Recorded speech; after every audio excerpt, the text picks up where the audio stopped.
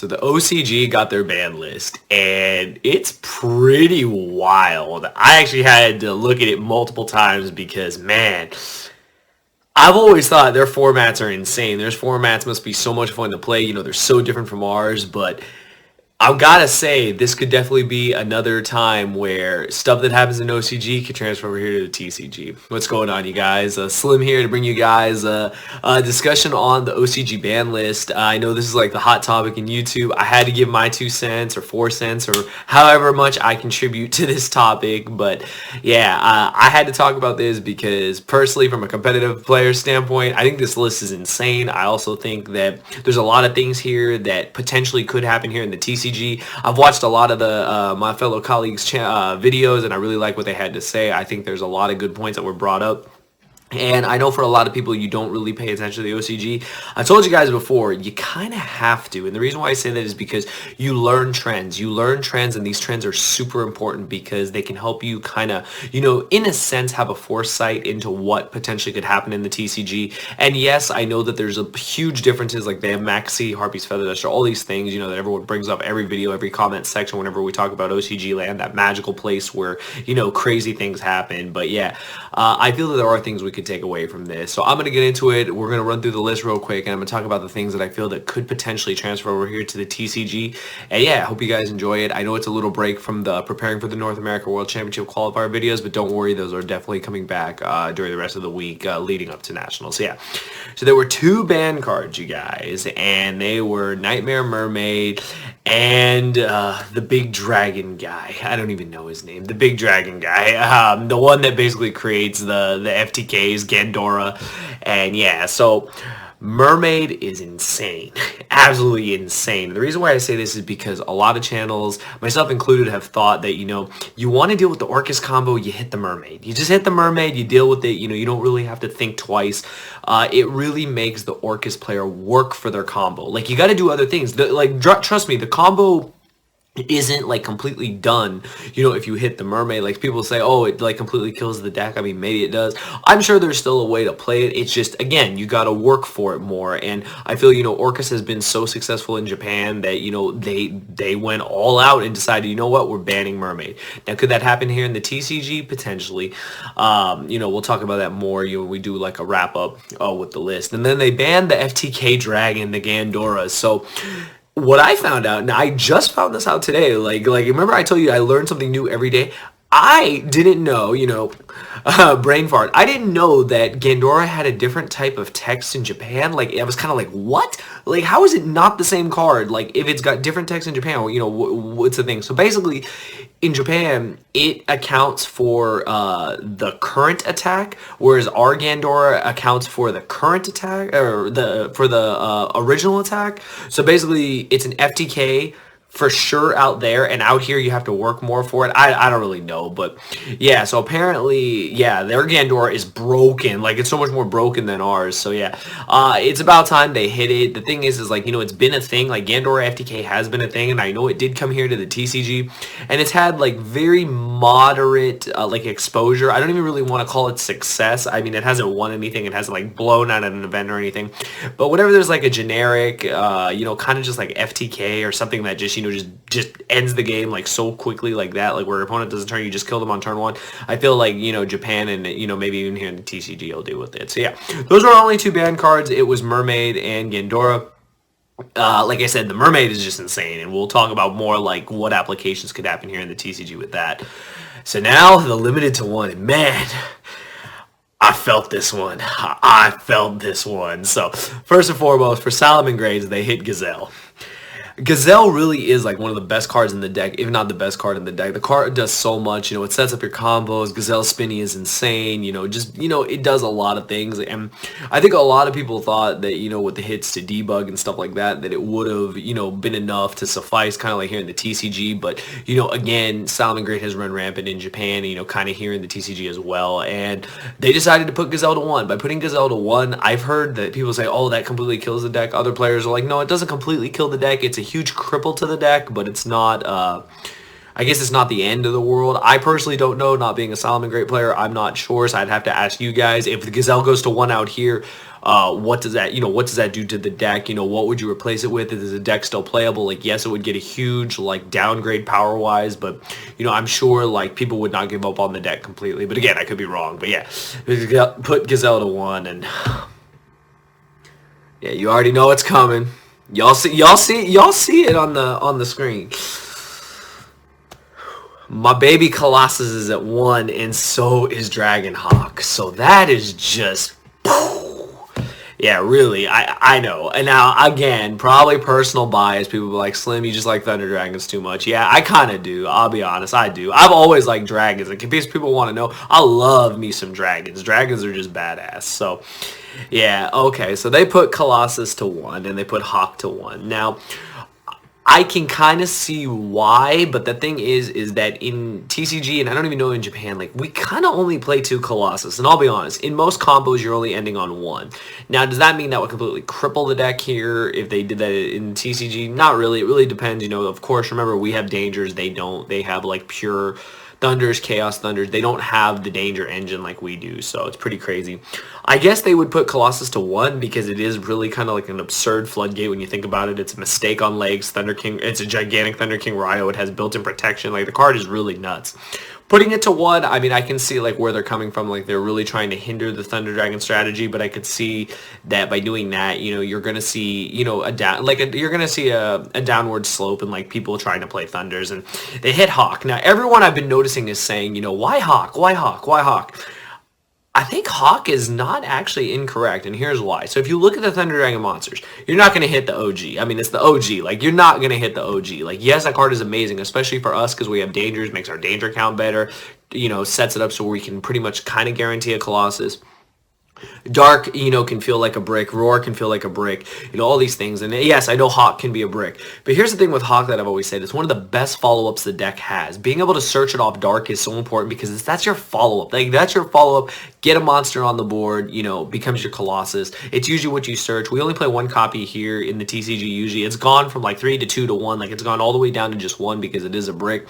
But I can understand them wanting to hit it in Japan because if they're not playing the Dangers, they're playing more of a Chaos build. Hawk is really strong. It gets back, a monster onto the board, sets up your Colossus. It can help you, you can even, in a sense, fix your hand, if that effect does go off. And sometimes it does go off, you guys. Sometimes, like, you do brick, and sometimes you do banish the Hawk, trigger its effect, mulligan your hand, you can play with a better hand or try, your chances to have a better hand with it. So I could actually see, like, where they're coming from with Hawk. Like, I actually am not, like, that shocked. Like, I look at all the Thunder Dragon cards, and in all honesty, Hawk is strong. Like, Hawk is strong. It can be a brick, but its effect, if it resolves, is amazing because just being able to recur a monster is nuts. You can brick and open Hawk and OG, and there you go. You got a Colossus. Like, it's pretty crazy. Like, there are a lot of the reasons why I could see them putting Hawk to 1. And again, they don't have the Danger build like we do, but, when they get their Dangers, they could play the deck kind of crazy like we do. And, even with 1 Hawk and 1 Colossus, I could still see it doing things. But personally, I think Hawk, it's not as off the wall as people think. I think Hawk was actually an interesting choice on their part because Hawk is very strong. When you take away its brick factor, its effect, its overall effect and effects is very strong. So yeah, those two hurt. Those two hurt. Now back to feeling better about myself. They put Debug to 1. We did that here in the TCG, so no real opinion on that. People played Debug. People liked it or didn't like it. Yeah, I know it's full combo. You can search it with Sign Up Mining. Yeah, I mean, at 1, it's Debug, yeah. And then the last card that went to 1 was Metaverse. So this card is interesting because Metaverse is, kind of crazy. It's kind of thrown in there as a degenerate card now because unfortunately it's getting you Mystic Mine, and that's a problem. They printed Mystic Mine, and well, Metaverse got abused. Now, in the past, we used Metaverse with Secret Village of the Spellcasters were playing Altergeist, so it did have applications there. I guess if you kind of look at it, it's basically kind of searching floodgates. Yeah, Village was a floodgate, Mine is a floodgate. I guess they don't want that. Now, again, there is Demise of the Land, which is that old spell card that can, search the card during your opponent's turn. So not as crazy as, completely just outright banning Metaverse or whatnot. So yeah, they put it to 1. I guess that's to lower the ceiling of, the players that are going to play the Mystic Mine strategy. Like, they're going to, they're gonna have, I guess, less consistency because of it. So yeah, and I think what is terraforming at 1 or 0 out in Japan? I think it's at 1. I could be wrong, but yeah, they put metaverse to 1. The less field searching, the less field, I guess, setting on the board and activating auto instantly is what they were going for. So yeah, that's in the sense, I guess, they're hit to like decks that abuse field spells and I guess Mystic Mine. So those are all the cards that went to 1. And then we go to our limited to 2, and there's a lot. I was actually shocked. Like, I was watching some of the videos today at work because I was at work earlier, and I was like, damn, I'm like, how many cards are limited to 2? And it's actually 1, 2, 3, 4, 5, 6, 7, 8. It's like, what, 10 cards? Like, that's crazy. So we'll go down the line real quick. ABC Buster Dragon. I mean, ABCs don't really do anything out in Japan. They don't really do anything here in the TCG, so yeah, I mean, what, ABC Buster Dragon was at 1, now it's at 2. I mean, I guess. We'll continue going down the line. The Spiral Quick Fix, that card's really good. It's interesting what Spirals will do out there. Spirals are insane. Like, they just did what here in the TCG? They just, like, top 8'd one of the Nationals, so it's pretty crazy. I think Spirals, they keep getting more of their support. We'll definitely see Spirals, make a resurgence, because man, when that deck goes off, like, it hurts, man. Like, it hurts. That deck is really solid. So, yeah. And I think they have, I don't know how many, drones they have out in Japan. But, yeah, if they put drones to more than, drones at 2 or 3 out there, something like that. But, yeah, we can definitely keep an eye on that because Spirals might do something nasty out there. They put Dark Arm to 2. Now, that's an interesting one. So, Dark Arm, I feel, is just harmless. Like, Dark Arm is harmless. Like, you have to set up exactly 3 darks, and I know that's not that hard to do, but, back in the day, like, during the Teledat eras, Dark Arm was just, insane, because, priority was around, so, you summon it, you auto-pop something. Like, Dark Arm was really strong back in the day, having multiple, you just drop one, pop cards, drop another one, just destroy the whole board, attack for game, stuff like that. But these days, Dark Arm's just not as strong as it used to be. I know some Burning Abyss players played it, and it could possibly see a resurgence of that happening in the TCG, but overall, I think it's honestly harmless. I don't think Dark Arm is going to, it's just destruction at target, so it's not going to be like, like through the roof as like one of the like most insane cards. It'll definitely be something that I feel like even if it came to 2 or 3, it wouldn't make a huge impact. Greffer's another card. I think that card, see, it's different in Japan. Greffer, there's no dangers in Japan yet. So Greffer at 2, I guess, is fine. But when they get dangers, best believe they're going to be abusing something with this. Because, yeah, Greffer Nessie is pretty nice. Have you ever resolved Greffer Nessie? It's nice. Yeah, so it'll be interesting to see what happens once Japan gets a dangers. So next one is Prankatops. Putting it to 2, I mean, what? Like, most people side 2 or 3. Like, it doesn't really matter. You only get it once per turn to special it that way. I guess they're lowering the consistency of you seeing it, but yeah, Prankatops is just an amazing card, so it is what it is. Librarian doesn't really do anything. It really doesn't. Like, I think the time has passed where Librarian was a really good card. I mean, the Plant Synchro days are long gone. The fusion Synchro Fusionist days are gone. Like, all that stuff is gone, and you don't really see Librarian doing much. I guess putting it to 2 is kind of like whatever. But yeah, these next 2 though, like, are literally like, what the. Like, really, Cyberstein to 2 and Trishula to 2. Like, what? Like, yeah, Cyberstein, I know, it doesn't seem like it does anything. It didn't really do anything here in Japan. In TCG, it was super hyped, oh, it's going to be an FTK, dangers and all that. Never really happening, because, those decks don't really ever get that far.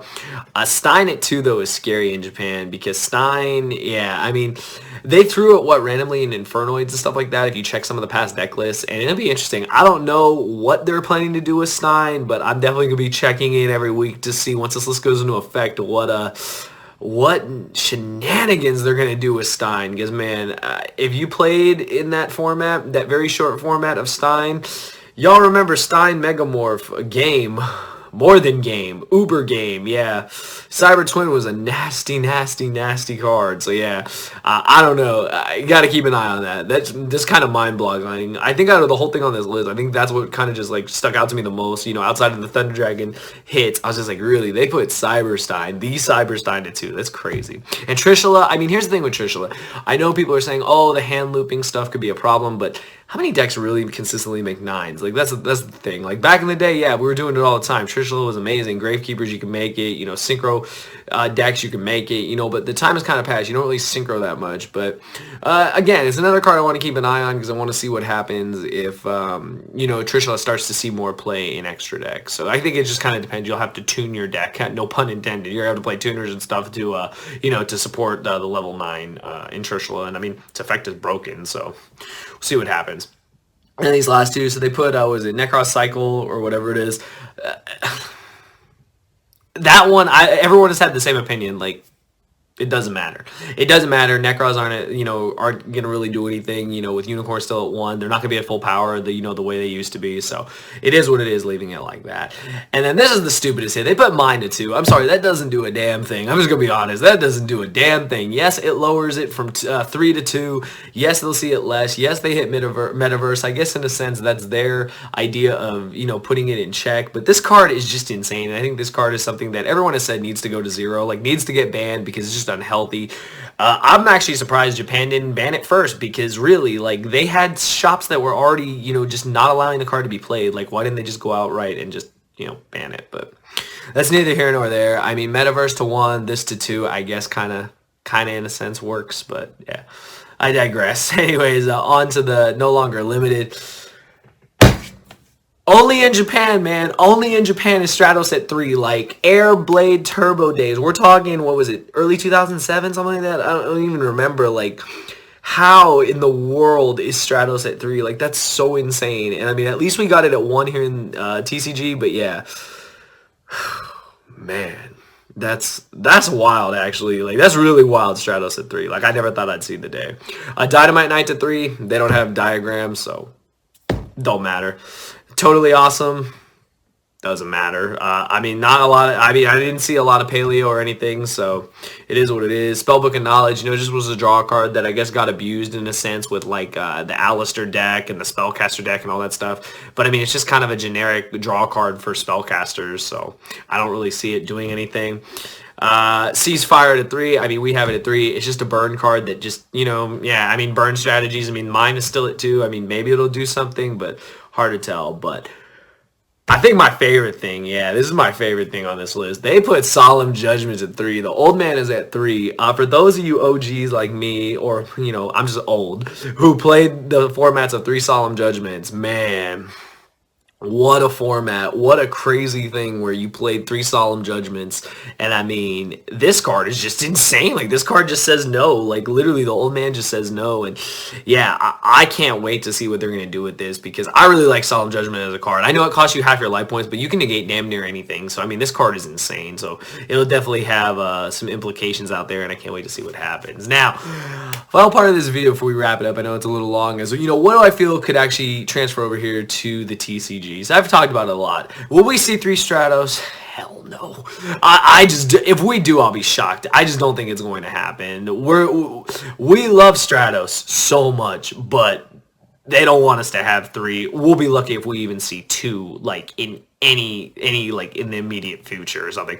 Dynamite Knight cannot come to 3. We still have Diagram. We still have the majority of True Draco stuff. The rest of this stuff, I don't see Solemn coming to more than maybe 2 here, if that. I mean, we have it at 1. I mean, it is what it is. Going over the rest of the list, I feel that, for the most part, I mean, I feel like, could they ban Mermaid? Could potentially happen, but I don't see it happening just yet. I feel like maybe they address other cards. If they don't address Mermaid, they address, Rusty Bardiche. But to be honest, between the two, I could actually see Rusty maybe getting hit, but I think it's just because people don't want to deal with the Fog Blades. So we'll see what happens when our list drops. It'll be after Nationals in case anyone's wondering, most likely. Gandora, I mean, it is what it is. I mean, our wording is weird on the card, so I could see them maybe just following suit and just getting rid of it too. Other things, let's see. I feel that, like, I mean, it's hard to say. Like, I really don't want to deal with, Mystic Mine, but could I see them copying it? I don't know. Like, at 2, it's just so, like, what was the point of that? Like, I've always believed what Simo says in his videos about semi-limited lists is so true. Like, putting stuff to 2 doesn't do anything. It really doesn't do anything. Bringing something back to 2 might have a little more of an impact, but putting something that was at 3 to 2 really just kind of lowers its consistency by like that much. And like, mine is one of those cards I think the card needs to go. So yeah, all these other things, I don't see us getting a second Cyberstein. I definitely don't see us getting a second Dark Grepher because we have Dangers, and trust me, once Japan gets Dangers, all hell is gonna break loose. All these other hits, I mean, Quick Fix going to 2. I mean, I don't know unless they really want Spirals to do something. All these other stuff, I don't see us getting 2 Trishulas. The Librarian doesn't matter. ABC Buster, you know, we already have them, so, you know, none of this stuff matters. I don't think we'll get 2 Dark Arm. They hit Pregatops to 2, I'm sorry, that's just stupid. Like, people play 2, majority of side decks play 2, so it's hard to say. But, yeah, I mean, outside of this other stuff, I don't really see too much of that applying. But the ones that stand out, so the stuff limited to 1, I'm gonna be honest, you know, obviously the debug has already happened. Could I see this happening in the TCG? I kind of could. Like, I could see Gazelle going to 1 after Nationals. I could even see my babies, like, as much as it hurts, I could see Colossus going to 1. I could see Hawk. I don't know if Hawk is really the card. Like, like I said, I already know why they hit Hawk. Would they do that here in the TCG? I don't really know. I feel like they might go after more of like the little mini Chaos Dragons, and that's only because we have access to, you know, the Dangers. We have access to that version of the deck, whereas they don't. So I think time will tell. Could I see Colossus going to 1? I mean, I guess. I think it's not a correct hit. Like, we could still play with 1 Colossus, but I feel like, you know, again, that's the difference, is we have Dangers, whereas they don't. But overall, those are my thoughts. I think the list is actually nuts. Like, I would love to hop on a plane and go to Japan and play, you know, this format when it goes into effect. With Max C at 3, you know, it's pretty crazy. That's another thing. I know, like, at the end of the day, Max C makes a huge impact. But I think, you know, looking at this, we can kind of foreshadow things that could potentially happen here in the TCG. And that's what I want to know in the comments below. What do you guys think could potentially be mimicked from Japan and transfer over here to the TCG? What do you think of their list? Would you play their format? I know. I personally would.